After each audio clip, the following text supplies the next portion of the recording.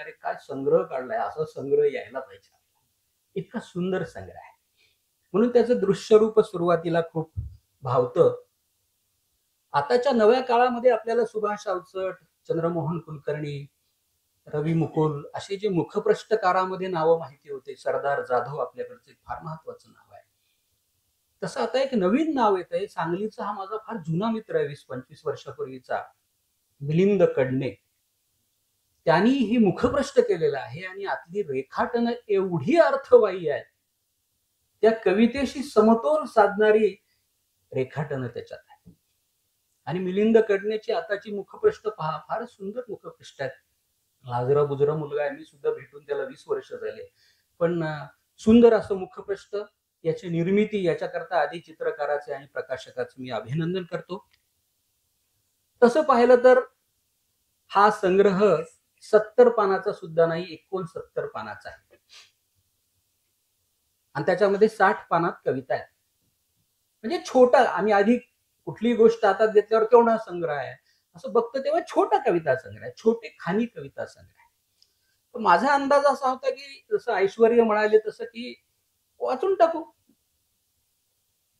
आणि मी जेव्हा वाचायला घेतला त्याच्या आधी मी त्या संग्रहाचं ब्लर्ब वाचलं. तिथं ऐश्वर्य म्हणजे एरवी पण वाचतो आपण, ऐश्वर्य पाटेकरनी लिहिलंय म्हणून मी ते वाचलं. ऐश्वर्य पाटेकरचं बोलणं ऐकल्यावर तुमच्या लक्षात आलं की फार कवितेवर, या सगळ्या गोष्टीवर मनापासून आत्मीयतेनं प्रेम करणारा आमचा कवी मित्र आहे. आणि दुसरी त्याची एक वेगळी गोष्ट अशी, कविता लिहिणं आणि कवितेवर भाष्य करणं ह्या वेगळ्या गोष्टी आहेत दोन. ज्याला उत्तम कविता लिहिता येते त्याला कवितेवर किंवा कवितेचं विश्लेषण करताच येतं असं नाही. पण ऐश्वर्य असा आमचा मित्र आहे की जो कविता लिहितो आणि कवितेचं विश्लेषण किंवा विवेचन फार उत्तम करतो. आणि त्याचं उत्तम उदाहरण म्हणजे या संग्रहाचं ब्लर्ब आहे, पाठराखण आहे. मी त्याला असंही म्हणालो की मी काही बोलायच्या ऐवजी तुझं ब्लर्ब जरी मी वाचून दाखवलं तरी बस तेवढंच असू शकतं. पण त्यांनीच वाचून दाखवलं, त्यामुळे मी दुसरे 2-3 मुद्दे मांडतो. जसं मी म्हणालो संग्रह छोटासा आहे, 60-70 पानाचा. पण मी जेव्हा वाचायला घेतला तेव्हा तो काही सरेच ना. हा जो अनुभव मला आला, तर मी विचार करतो की का सरत नाहीये. त्याचं कारण एकेका कवितेचं जे टेमकाड आहे, मराठवाड्यातला शब्द आहे की एकेका कवितेचं जे टेमकाड आहे, ते टेमकाड चढताना दमछाक होते माझी. म्हणजे मी एक कविता वाचतोय आणि मला थोडं थांबावं लागतंय. असे अनुभव येतात साहित्य वाचताना. जसं जी ए कुलकर्णीची एखादी कथा वाचली की माणूस असं थकून जातो बौद्धिक पद्धतीने. तसं हे एक छोटी कविता आहे, 7-8 ओळीची कविता आहे. पण आपण तिला नीट जर वाचली तर थकतो आपण किंवा थांबावं वाटतं की आता दुसरी कविता नको वाचायला. म्हणजे तसं आपण वरती अरे डोंगर छोटा, पण चढायला गेल्यानंतर दम लागतो. तशा या सगळ्या संग्रहातल्या कविता, एक कविता वाचली की थांबावंच लागतो, ठहराव लागतो तिथे तुम्हाला. त्याचं कारण, एक कविता ज्या प्रकारे अर्थाचे, अनुभवाचे वलय आपल्या डोक्यामध्ये निर्माण करते, ते प्रचंड त्याचं मोठं जाळं निर्माण होतं. त्याच्यातून ते आठवतं, त्याच्यातून ते आठवतं, ते असं तसं असं असं होत होत काहीतरी गुंतागुंत निर्माण होते आणि सगळी ती आकलन क्षमता थकायला होते माणसाची. हे साहित्य कृतीचं सामर्थ्य असतं, ते या कवितांचं. आणि बरं झालं निलेशनी सांगितलं की मी प्रकाशनात बोलायचं म्हणून बोलतोय, असं नाही. प्रकाशन नव्हतं तेव्हा सुद्धा आता खरं तर मेसेजमध्ये आपण खरं बोलत असतो, खरं खरं पाठवतो एकमेकाला काय वाटतं कशाबद्दल. तसं मी जेव्हा वाचल्याबरोबर मेसेज पाठवला की अरे ही फार वेगळी आणि भन्नाट कविता, वेगळी कविता आहे. तर ही अशी कविता जी तुम्हाला थकवते, दम घ्यायला लावते, विषण्ण करते, सुन्न करते, ही सगळी लक्षणं जशी रोग्याची लक्षणं असतात तशी वाचकाची सुद्धा त्या कलाकृतीच्या प्रती लक्षणं काही सांगता येतात. अर्थ कहाण्या आहेत सगळ्यामध्ये. आता मुद्दा असा येतो की ह्या सगळ्या ज्या आर्त कहाण्या आहेत यांची भाषा कशी आहे. तर ही अलंकृत भाषा असेल का, अलंकाराची भाषा असेल का. या जर जाळभाजाच्या कहाण्या असतील तर या कसं काय बढवायच्या. म्हणून मग त्याची एक वेगळी भाषा घडत गेली. मोहक भाषेमध्ये जाळभाज नाही सांगतायत. असं जरी म्हणालो तरी आपल्याकडे सुद्धा काही ऐतिहासिक कादंबऱ्यामध्ये सतीचं वर्णन खूप असं 2-2 पानं केलेलं आहे, की एक बाई सती जाते त्याचं 2 पानं वर्णन असं झालेलं आहे आपल्याकडे. ती सगळ्यांना आपल्याला काही जणांना माहिती आहे. आता एक मला संदर्भ आठवला, की भाषा अलंकृत असावी का किंवा नसावी का किंवा आशयानुरूप असावी का? आता रतन थियाम यांचं निधन झालं. रतन थियामाबद्दल असा एक आक्षेप घेतला जातो. तो काय घेतला जातो?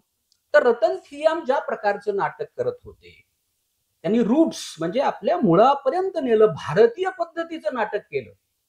शेक्सपियर हा थोरच होता, ग्रीक रंगभूमी ही थोर आहे, ही आपण सांगायची गरज नाही. पण शेवटी माझी भारतीय पद्धत काही आहे का नाही सांगायची. जशी तमाशा ही आमची पद्धत आहे, तमाशा हे आमचं नाटक आहे. आपण ज्या प्रकारचं आता नाटक करतो हे आपलं नाटक नाही, ती सांगण्याची पद्धती आपली नाही. म्हणून रतन थियामनी भारतीय पद्धतीनं नाटक केलं, आपले रूट शोधले.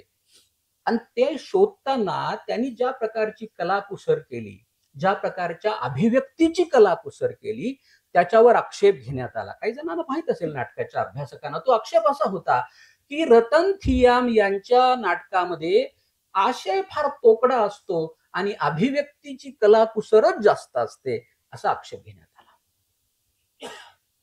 आता मिलिंदराव, मी तुम्हाला सांगतो की तुम्ही आता या मैदानात कवितेच्या आलेला आहात. आता तुम्हाला जेवढे हार मिळतील तेवढे प्रहार पण मिळतील. ते असतंच, कलावंत तयार असतो त्याला. तसं या कवितेवर काय आक्षेप घेतला जाऊ शकतो? तो असा घेतला जाऊ शकतो की या कवितेमध्ये आशय ठासून भरलेला आहे, पण अभिव्यक्तीची कलाकुसरच नाही. म्हणजे रतन थियामला काय आक्षेप घ्यायचा की नुसती कलाकुसरच आहे. मला बरेचदा हे आक्षेप घेणारे लोक ट्रॅफिक पोलीस सारखे वाटतात.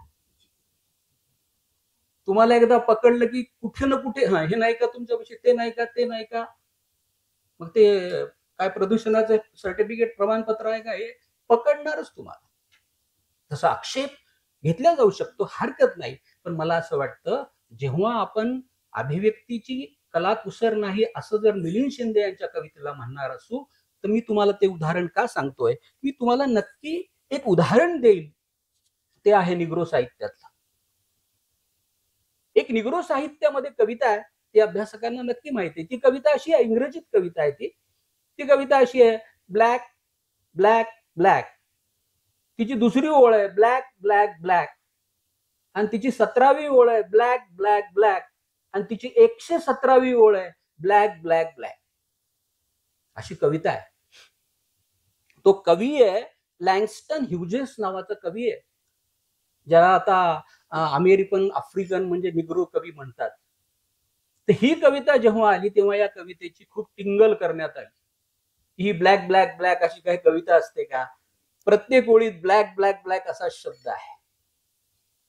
पण त्याच्यानंतर जेव्हा काही लोकांनी ही कविता म्हणजे ही अभिव्यक्ती समजून घेतली आणि त्याच्यानंतर तिच्यावर जेव्हा विवेचन विश्लेषण झालं, तेव्हा सांगण्यात आलं की निग्रो म्हणजे कोण?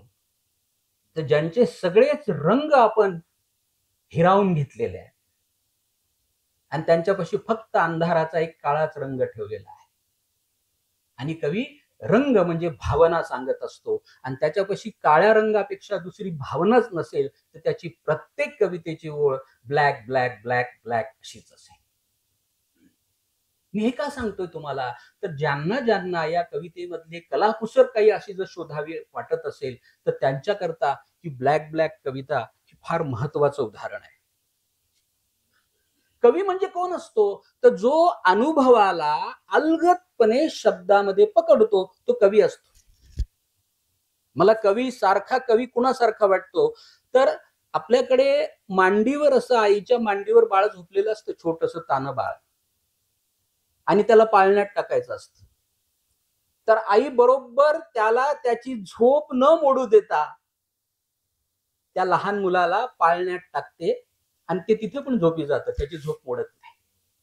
कवी हे करत असतो की अनुभव अशा प्रकारे अलगद त्या घटनेतून तो घेतो आणि बरोबर आपल्या कवितेच्या शब्दामध्ये त्याला आणून ठेवतो. ही ज्याच्यामध्ये क्षमता असते तो कवी असतो. आणि हे सगळं मिलिंद शिंदे करतात, फार अलगदपणे करतात. आई जशी त्या बाळाला पाळण्यात न झोप मोडू देता झोपी घालते की नाही, तितक्या व्यवस्थितपणे हा कवी करतोय ते सगळं. त्याच्या त्याच्या पद्धतीने करतोय, पण करतोय. या कवितेत काय, थोडक्यात तुम्हाला सांगतो 2-3 मुद्दे. हा कविता संग्रह का वाचावा तुम्ही, किंवा कवितेमध्ये आहे काय, की ऐश्वर्य पाटेकर म्हणतात, मी म्हणतोय, अजून सगळे म्हणतात नाही वाचलं, म्हणजे आहे काय नेमकं. तर जेव्हा लक्षात घ्या की साधी गोष्ट आहे की या कवितेमध्ये दुसरं असं काही नाही, तर भोवतालातून टिपलेले अनुभव आहेत कवीचे. कवी तर हेच करत असतो, सगळे कवी हेच करत असतात. मग ते अनुभव कुठल्या प्रकारचे आहे, त्याची जातकुळी कुठली आहे, ती अत्यंत वेगळी जातकुळी आहे. अनुभव कशा प्रकारचे आहेत, म्हणजे एखादं कुठलं तरी आपण पुस्तक वाचतो आणि आपण थरारून जातो, कारण तशा प्रकारचे अनुभवच आपण कधी ऐकलेले नसतात, अनुभवलेले नसतात. तसे याच्यामधले अनुभव ज्या प्रकारे, म्हणजे कुठले अनुभव आहेत, तर त्यांना भेटलेल्या ज्या स्त्रिया आहेत, म्हणजे त्या कुठे कुठे भेटल्या म्हणजे त्यांनी एक हातात माईक घेऊन किंवा वही घेऊन सगळ्यांच्या मुलाखती घेतल्या का? बिलकुल नाही.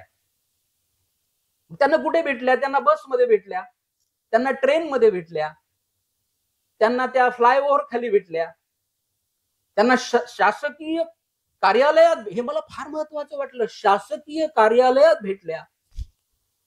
आणि त्याच्याबरोबर त्याला एक जोडलंय की त्यांना वातानुकूलित प्रासादामध्ये सुद्धा स्त्रिया भेटल्या. म्हणजे या दुःखाचं जे एक पोत आहे ना, ते कुठून कुठे जातंय बघा, झोपडीपासून ते प्रासादापर्यंतच्या स्त्रिया आहेत त्याच्यामध्ये. आणि ह्या बायकांचं जे म्हणणं आहे, असं झालं नाही की सगळ्या बायका भडाभडा यांना सांगायला लागल्या माझ्यावर कविता लिहा, असं होत नसतं. कवी ज्या प्रकार, जसं म्हणतात ना, कवी जासूस होता है, तो जासूस असतो की तो बघत असतो सगळीकडे की कुठे काय चाललंय, काय नाही काय नाही. खरं तर असं म्हणतात, कवी जेव्हा लिहित नसतो तेव्हाच तो लिहित असतो, आणि जेव्हा तो लिहित असतो तेव्हा लिहित नसतो. आता थोडंसं विनोदी वाक्य वाटेल, पण त्याचा अर्थ असा आहे, लिहित नसतो याचा अर्थ त्याच्यामध्ये ती लिहिण्याची प्रक्रिया सुरू असते. आणि अशा प्रकारच्या या प्रक्रियेमधून या कविता सगळ्या, अनेक स्त्रियांची कैफियत या सगळ्या तिरिया नावाच्या संग्रहामध्ये आहे. मला फार छान वाटलं की मी सुद्धा त्या सिनेमाचं नाव आठवत होतो, मला उगाच वाटत होतं की हा सिनेमा मला आठवत होता. आणि तिरिया हा स्त्रिया ह्या शब्दाचा अपभ्रंश आहे. जसं मी एकदा ते लेकिन मधलं गाणं मध्ये ढोलिया काय ढोली असा काहीतरी शब्द आहे, तर मी विचारत होतो की याचा अर्थ काय आहे. तर एकाने मला सांगितलं की हे दुर्लभ ह्या शब्दाचा अपभ्रंश, म्हणजे जो मिळत नाही तो, अशा अर्थाने. तसं ह्या तिरी या शब्द आहे. आणि ह्या सगळ्या कविता वाचायच्या आधी, मला वाचत असताना मला काय आठवत गेलं, तर याच्या आधी एक मराठीमध्ये असं पुस्तक मला ज्याची प्रकर्षाने आठवण झाली, त्याचं नाव म्हणजे गावनवरी. वेदिका कुमारस्वामीचा जो कविता संग्रह आहे, तो वाचताना सुद्धा मी अशाच प्रकारे सुन्न झालो होतो. त्यातले सुद्धा अनुभव, आणि त्यातले अनुभव तर असे होते की त्या देवदासी, त्या स्वतः तिला आलेले ते अनुभव आहेत, त्या पुरुषाच्या नजरा, त्या पुरुषाचं सगळं शोषण, किंवा स्त्रीकडे फक्त शरीर म्हणून बघणं. आणि आपणच त्याचा कार्यक्रम घेतला होता की तुझी अवकात काय नावाचा, फार अप्रतिम कार्यक्रम त्या गावनवरी नावाच्या त्या कविता संग्रहावर. तर त्या कविता संग्रहाची मला प्रकर्षाने हा कविता संग्रह वाचताना आठवण झाली. फक्त या कविता संग्रहाचं त्याच्यापेक्षा वेगळेपण हे आहे, जे सांगण्यात आलं की ते स्त्रियांनी लिहिलेली स्त्रीची कहाणी होती, आणि ही पुरुषांनी लिहिलेली स्त्रियांची कैफियत आहे. हे त्याच्यामधला नक्की फरक आहे. हा संग्रह वाचल्यानंतर माझं मत असं झालं की विवाह संस्था, relationship between men and women, स्त्री पुरुषातले नाते संबंध, याबद्दल पुन्हा एकदा आपण पुनर्विचार केला पाहिजे. आपण खूप अशा गुडी सगळ्या गोष्टी मांडत असतो. विवाह संस्था म्हणजे ते विका राजवाड्यांनी सांगितलं, त्याच्यानंतर आपण पुन्हा काही विचार केलाय का त्याच्यावर. तर हा संग्रह वाचल्यावर मला प्रकर्षाने वाटतं की या दोन गोष्टीवर विचार होणं महत्वाचं आहे. मुळात विवाह संस्थाच का अस्तित्वात आली, तर या सगळ्या संपत्ती आणि सत्तेमुळं गोरगरिबांना बायकाच मिळत नव्हत्या. निजामाला 500 बायका होत्या, म्हणजे निजामाला म्हणल्यापेक्षा निजामाकडे असं म्हणू. किंवा बायका विकत आणण्याची पद्धत आतापर्यंत होती. म्हणजे मराठवाड्यात नांदेड वगैरे परभणी साईडला आंध्र प्रदेश मधून बायका विकत आणलेल्या मी पाहिलेल्या त्या मावशी आत्या बोलत्या. ही विवाह संस्था आणि हे संग्रह वाचल्यानंतर आपण जे वरवर पाहतो तर आत काहीतरी त्याच्यात भयंकर स्फोटक आहे. त्याचा विचार आपण पुन्हा एकदा केला पाहिजे असं वाटत राहतं. पुन्हा एक ऋतुप्राप्ती हा एक फार कळीचा मुद्दा आहे या संग्रहातला. मुलगी असते ना, स्त्री असते ना, ती लीलाधर जगुडी नावाचे कवी आहेत. त्यांची फार सुंदर कविता आहे, हवा कितनी अच्छी थी जब मैं छोटी बच्ची थी. इथपर्यंत फार सुंदर असतं मुलींचं जीवन. पंचमीचे झोके खेळतात, मस्तपैकी ते परकर पोलक घालून खेळ पाणी खेळतात. आणि तिचा जाळभास सुरू झाला एकदा, म्हणजे तिला ऋतुप्राप्ती झाली की ती बाई झाली. मग ती तिरिया होते आणि तिथून मग त्या बाईचा सगळा जो काही प्रवास असतो तो बदललेला प्रवास या संग्रहामध्ये आहे. त्याच्यात ज्या बायका येतात या सगळ्यांचं मूळ मी पाहतो की त्या जाळभाजात आहे का. आणि मग त्या कविता सगळ्या ज्या प्रकारच्या पुढे पुढे येत जातात तर त्याच्यामध्ये लक्षात येतं आपल्या की अरे ह्यांनी जे मांडलेलं आहे, म्हणजे ऋतुप्राप्तीबद्दल तर किती. एक संध्या नरे पवारचं पुस्तक काही जणांनी वाचलं असेल, डाकीन नावाचं पुस्तक आहे. म्हणजे त्या समाजामध्ये ऋतुप्राप्तीबद्दल, एमसी पिरियड बद्दल किती गैरसमज आपल्याकडे आदिम काळापासून आहे. म्हणजे बाईला का डेंजरस समजण्यात आलेलं आहे त्याचं कारण असा एक समज होता की तिला जखम झाली नाही, तिला कोणी बाण मारला नाही तरी तिचं रक्त तिच्या शरीरातून येतं, याचा अर्थ ही डाकी नाही. बघा काय ग्रहितक आहे. किंवा ती अशुभ आहे, ती अशुद्ध आहे.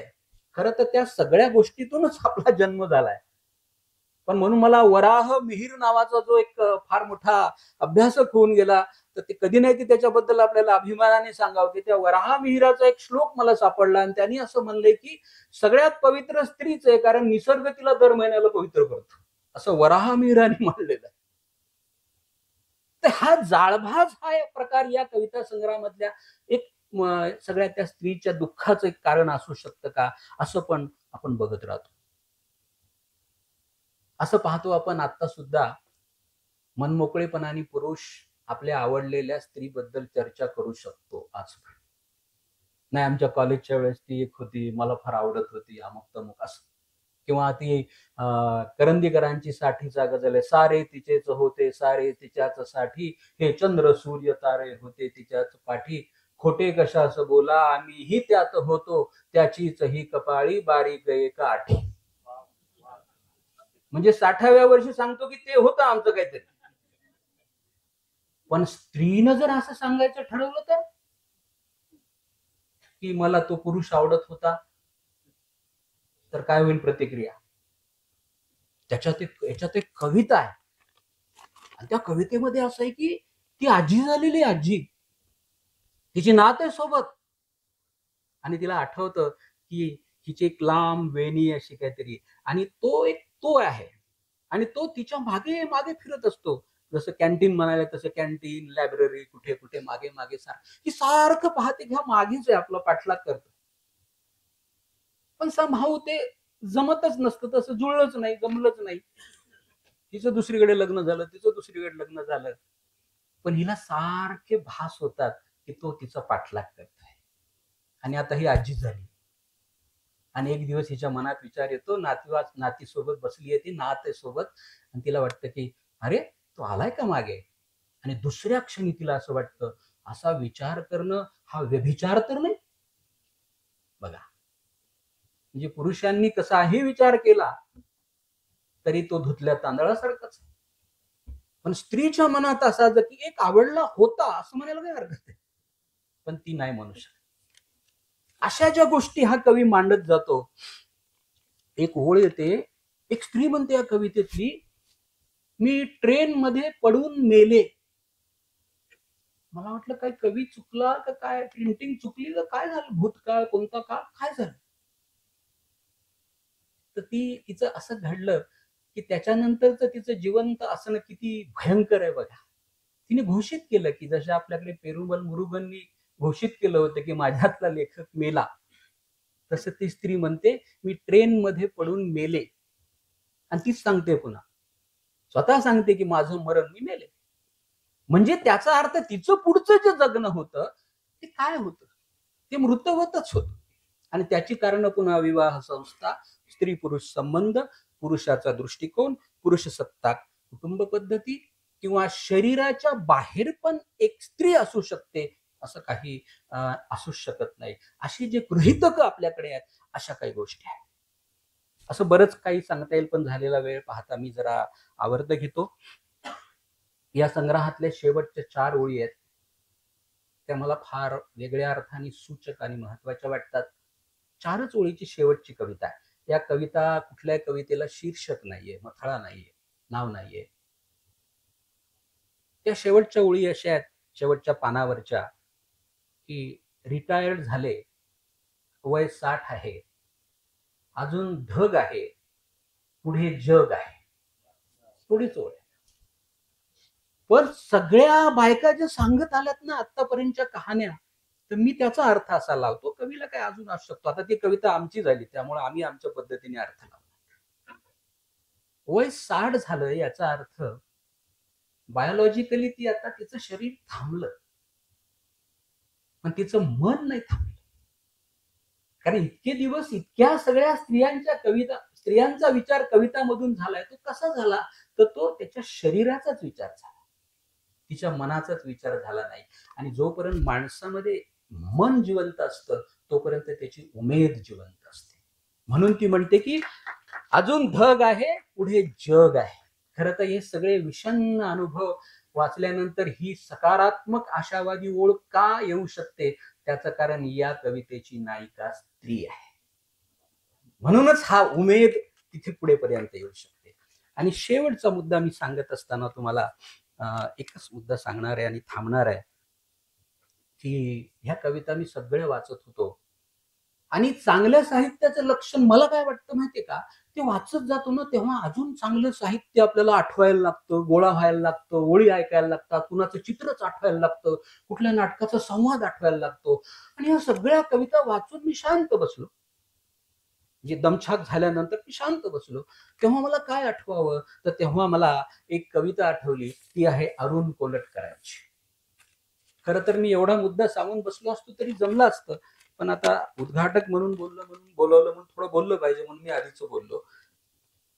काय आहे ती कविता, छोटीशी कविता आहे, छोटी. ती कविता वाचतो मी थोडी आणि त्याच्याबद्दलचा माझा समारोप करतो. खूप जणांना माहिती आहे, वामांगी नावाची कविता आहे.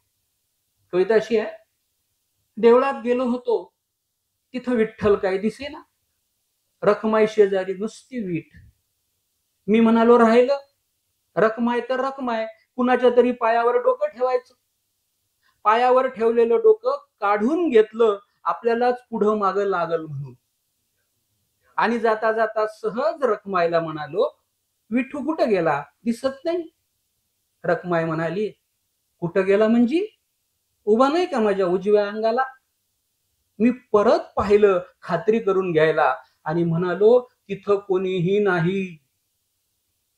म्हणते, नाकासमोर बघण्यात जन्म गेला, बाजूच मला जरा कमीच दिसत. दगडासारखी झाली, मान अगदी धरली बघ, इकडची तिकडं जरा होत नाही. कधी येतो, कधी जातो, कुठं जातो, काय करतो, मला काही माहित नाही. खांद्याला खांदा भिडवून नेहमी बाजूला असेल विठू, म्हणून मी पण बावळट उभी राहिले. आषाढी कार्तिकेला इतके लोक येतात नेहमी, मला कधीच कसं कुणी सांगितलं नाही. आज एकदमच मला भेटायला धावून आलं 28 युगाचं एकटेपण. तर मला ही कविता मी का वाचून दाखवली, तर या सगळ्या कविता वाचत असताना माझ्या लक्षात आलं, हे बायकांचं 28 युगाच्या एकटेपणाचं समूह गान म्हणजे तिरिया.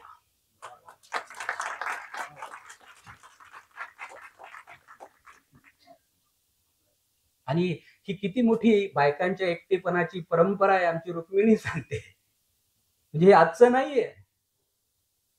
आणि म्हणून मला वाटतं की हे बायकांचं एकटेपणाचं समूहगान आपण सगळ्यांनी वाचलं पाहिजे, जेणेकरून आपण थोडे तरी अंतर्मुख होऊ आणि फार काही नाही तर आपल्यात थोडासा काहीतरी बदल होईल, प्रकाश होईल, परिवर्तन होईल असा विश्वास मला नक्की वाटतो.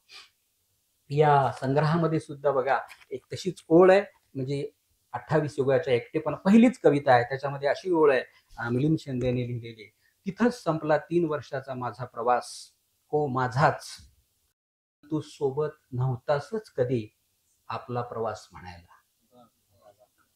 तू सोबत नव्हतासच कधी आणि 28 युगाचं एकटेपण, हे जे जुळल्या जातं ना असं सगळं, म्हणून मिलिंद शिंदे आता कवी कुळात खरे खरे आलेले आहे. त्यांचं मी खूप मनपूर्वक अभिनंदन करतो आणि मला मनपूर्वक आवडलेल्या कविता संग्रहाचं प्रकाशनाच्या विमोचनाच्या कार्यक्रमाला उपस्थित राहता आलं, त्याकरता संयोजकाचे पण आभार मानतो. मी थोडस जास्त बोललो ते पण तुम्ही शांतपणे ऐकून घेतलं. आणि मिलिंद शिंदे यांचं आमच्या समूहात, पक्षात म्हणलं तरी हरकत नाही, पण पक्ष शब्द खूप बदनाम झालेला आहे. पक्षात याचा अर्थ कवीचा एक पक्ष असतो आणि कवी नेहमी माणसाचा पक्ष घेणारा असतो, माणुसकीचा पक्ष घेणारा असतो. म्हणून आमच्या पक्षात तुमचं मनपूर्वक स्वागत. धन्यवाद. त्यानंतर या कार्यक्रमाचे अध्यक्ष आदरणीय माननीय अंकुशरावजी कदम सर यांना विनंती आहे आपण अध्यक्षीय समारोप करावा. लढ म्हणा प्रत्येकाच्या पाठीवर हात आणि त्यांची प्रेरणा सगळ्यांना आहे. आदरणीय माननीय अंकुशरावजी कदम सर. कदाचित मी तुमचा रसभंग करणार आहे. दासू सरांचं इतकं छान व्याख्यान झालं आणि या कवितेच्या पुस्तकात काय सापडावं मी शोधायला लागलो, मलाही काहीच सापडलं. मी तसा साक्षर आहे, वाचता येते मराठी पण इतकं गहन वाचायची सवय कधीच नव्हती. गणिताचा अभ्यास झाला, फिजिक्स झाला, इंजिनिअरिंग झालं, सगळं अवघड अवघड प्रमेय सोडवता आले. सोडवता म्हणजे सोपं होतं. पण ही भाषा जी आहे आज दासूंनी सांगितलेली आणि सरांनी शिंदेंनी लिहिलेलं, हे अगदी अवघड आहे. मी आज हे वाचायचा आणि समजून घ्यायचा प्रयत्न करतो आणि मला वाटतं कदाचित तो न्याय दिल्यासारखं वाटतं. माझे 2 शब्द आवर्ती घेतो. नमस्कार.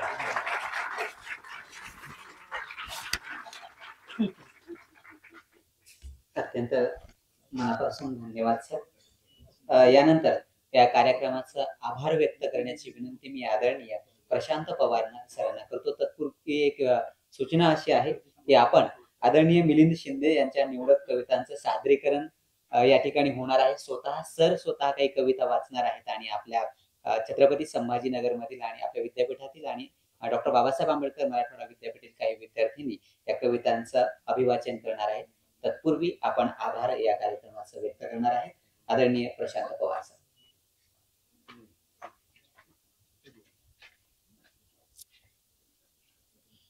सकाळपासून ज्या माणसाने मॅनेजमेंटच्या मॅरेथॉन मीटिंग अटेंड केल्या, दुपारी राजकुमार तांगडेची एक एकांकिका अटेंड केली, संध्याकाळी सगळ्या व्हिजिटर्सना भेटले आणि आता ती व्यक्ती पुन्हा या कार्यक्रमाच्या अध्यक्षस्थानी आहे. हा जो उत्साह आहे हा आम्हाला नेहमीच बळकटी देणारा आहे.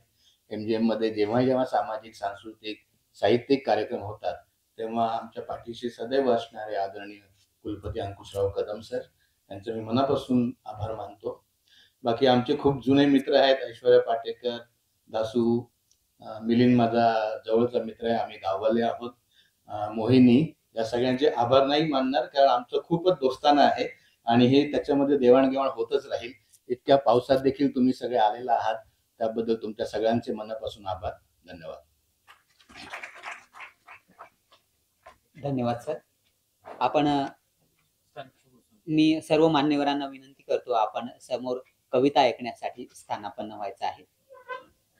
या कार्यक्रमाला शहरातून नामवंत मंडळी उपस्थित आहेत आणि आपण तिरिया या कविता संग्रहातील काही कवितांचं प्रातिनिधिक वाचन ऐकणार आहोत, सादरीकरण ऐकणार आहोत. मी सर्वप्रथम विनंती करतो डॉक्टर बाबासाहेब आंबेडकर मराठवाडा विद्यापीठातील नाट्यशास्त्र विभागाच्या विद्यार्थिनी आणि नाटककार प्रेरणा खरात यांना विनंती करतो आपण कविता सादर करावी. प्रेरणा Kharat.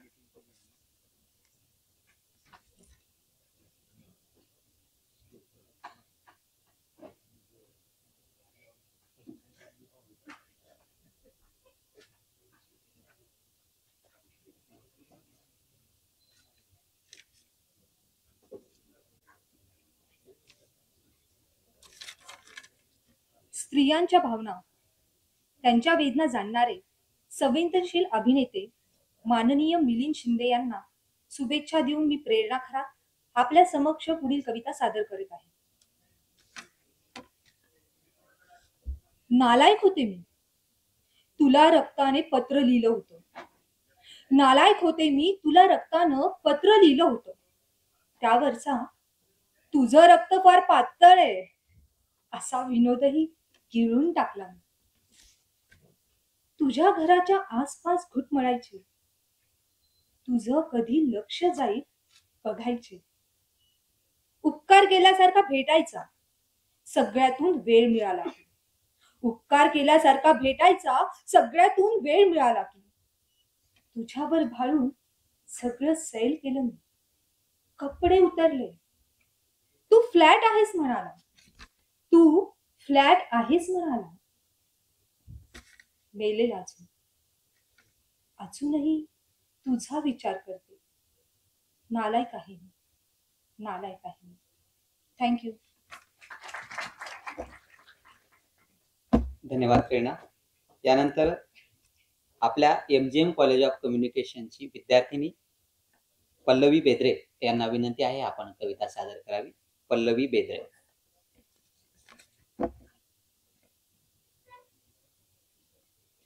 Hello everyone, it's my pleasure to be here. और मिलिंद शिंदे सर ने लिखित एक दो कविता मैं आप सबके सामने प्रस्तुत कर रही हूँ.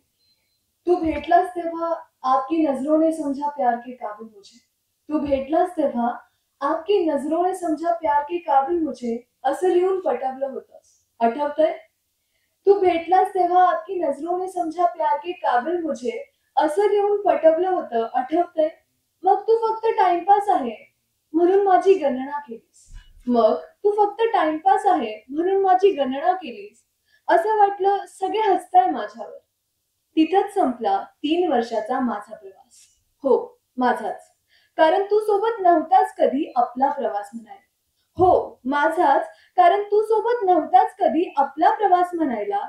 आता बांधून घेतलाय नवरा नावाचा धोंडा गळ्यात. उगवते सूड स्वतःवरच. मुलगाही झाला मला, तो आम्हा दोघांसारखा दिसत नाही. मुलगाही झाला मला, तो आम्हा दोघांसारखा दिसत नाही. नवरा म्हणतो कुणावर गेलाय कुणास ठाऊक. Second one. मला त्याला त्याच्या बायकोपासून तोडायचंय. काहीही होऊ द्या, मला हे घडवायचं. मला त्याला त्याच्या बायकोपासून तोडायचंय. काहीही होऊ द्या, मला हे घडवायचंय. त्याच्यासाठी मी आई सोडली, बापभाऊ सोडला. तो मस्त आहे त्याच्या लोकांसोबत. त्याच्यासाठी मी आई सोडली, बापभाऊ सोडला. तो मस्त आहे त्याच्या लोकांसोबत.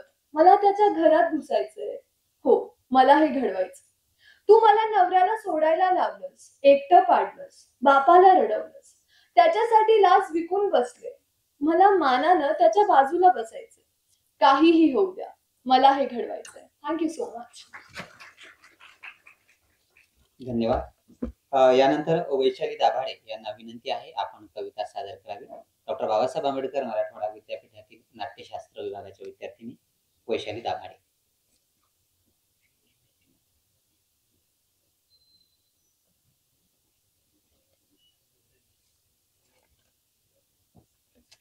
एखादी मुलगी जन्माला येते तेव्हा समाज अनेक अपेक्षा, नियम आणि अलिखित निर्बंध जन्माला घालतो. तिचं व्यक्त होणं तुरळक असताना स्त्रीच्या या गुदमरलेल्या, ढवळलेल्या, खळबळलेल्या, तुडुंब भरलेल्या अंतःकरणाचा गाभारा एका पुरुषाने मोकळा करावा यापेक्षा मोठा सन्मान काय असू शकतो. ही तुझी माझी प्रत्येकीची कहाणी, थोडी सुप्त, थोडी व्यक्त, थोडी अव्यक्त. तिला समजून घेणारा अवलिया बाई माणूस, हाडाचा कलाकार, तिर्याकार, सन्माननीय अभिनेते मिलिंदजींना आभाळभर शुभेच्छा.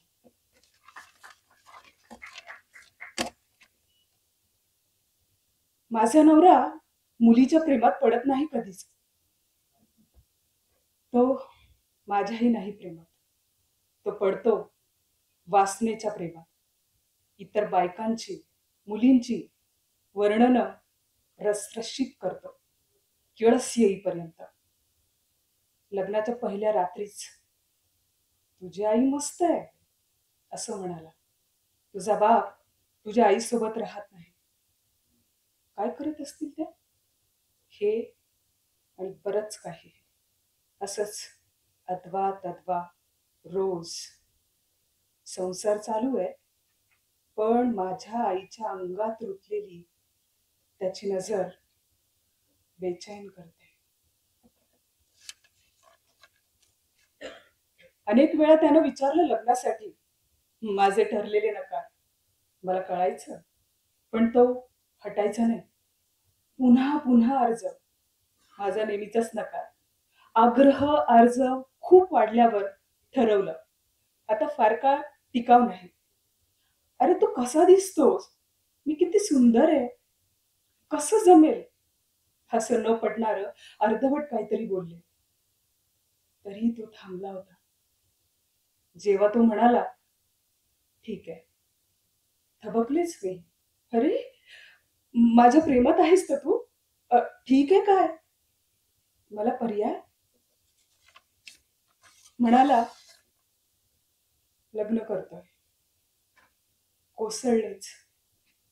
मग मन फार भव्य करून स्वतःला समजावून पुन्हा शिवून त्याला म्हणाले, लग्न होईपर्यंत रोज फोन करत जा.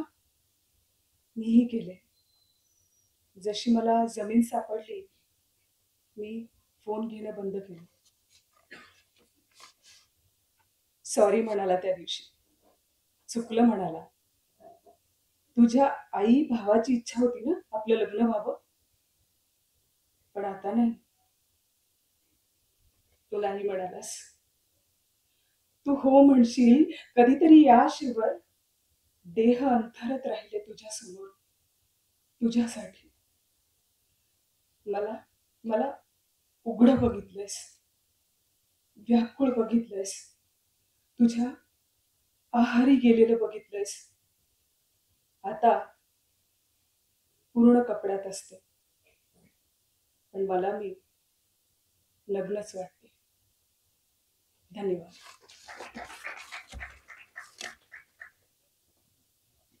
धन्यवाद. त्यानंतर मी विनंती करतो विशाखा शिरवाडकर यांना आपण आपली कविता सादर करावी, अर्थात मिलिंद शिंदे यांची कविता सादर करावी.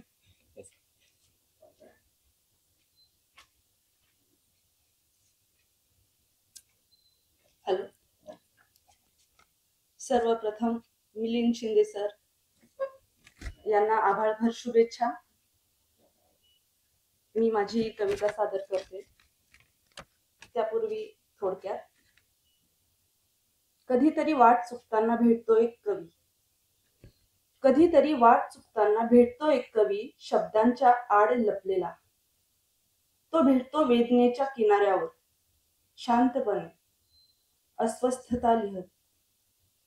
मिलिंद शिंदे हे असंच एक मन, जे भेटतं शब्दात पण भिडतं थेट हृदयाला. त्यांची कविता सादर करते. बागायतदाराला आवडले, बागायतदाराला आवडले, प्रेमात पडला, तुझ्यावर जीव ओवाळून टाकतो म्हणाला. मीही भुलले. मग मग बागायतदाराने हळूहळू सगळ्यांपासून तोडलं, एकटं पाडलं, एकटी पडले. आता माझा 16 वर्षाचा मुलगा म्हणतो, आई, बागायतदार तुझ्याशी कधी लग्न करणार आहे? त्यानंतर दुसरी कविता.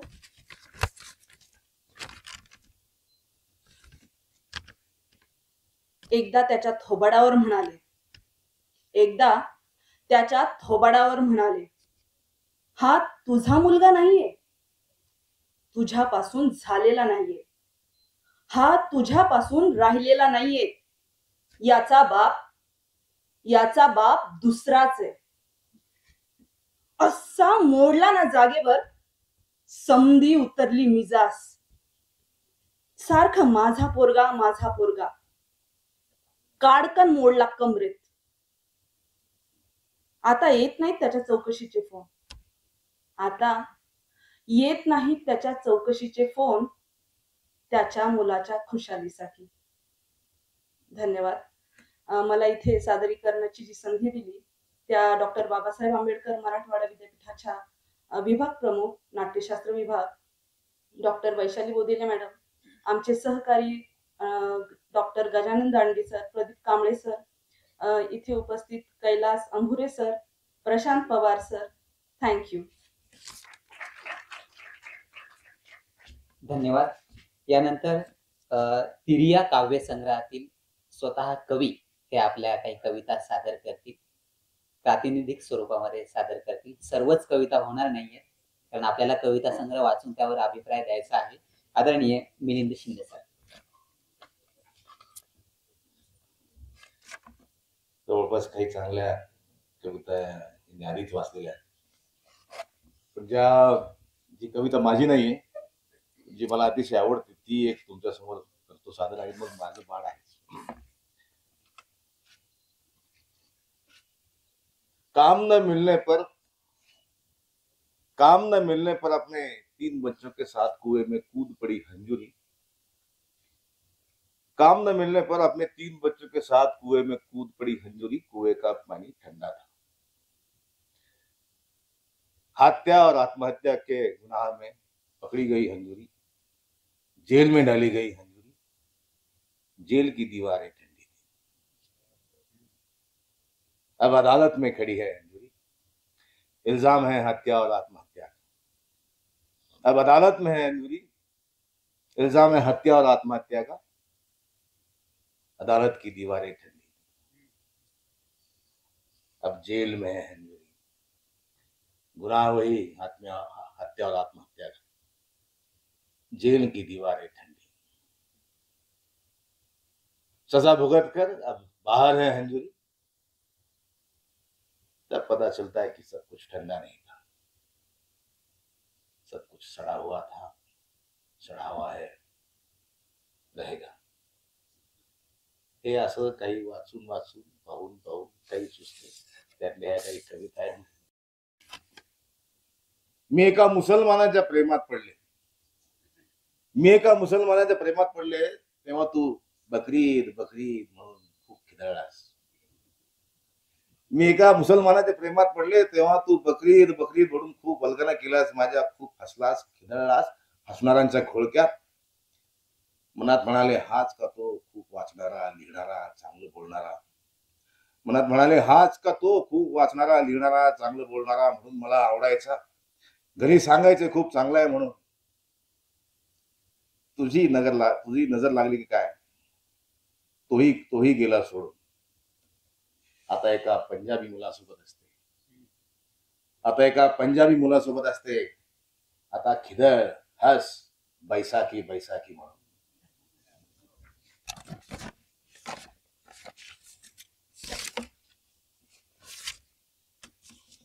मी ऑफिसला जायचे रोज नटून चांगला चुंगला मेकअप करून.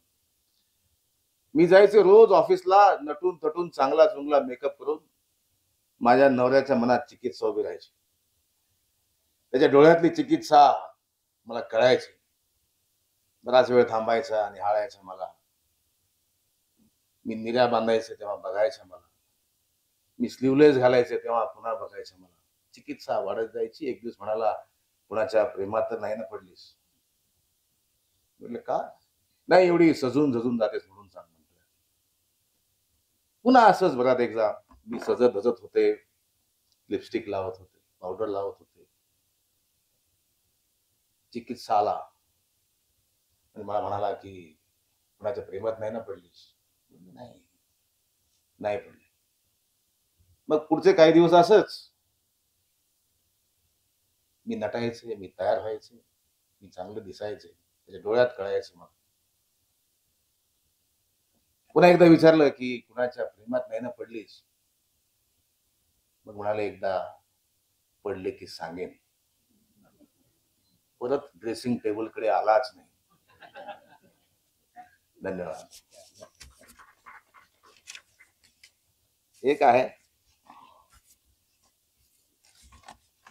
आज माझं वय 70 वर्ष आहे. आज माझं वय 70 वर्ष आहे. मुलं बाळ नातू सुना सगळं आहे. धावत राहिले यांच्यासाठी, धावत राहिले यांच्यासाठी. यांच्या शाळा केल्या, यांचे क्लासेस केले, यांची लग्न केली, यांचे सगळे सोहळे केले.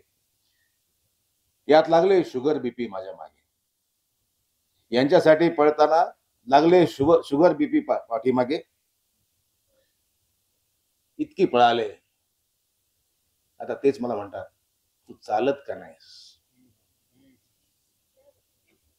धन्यवाद.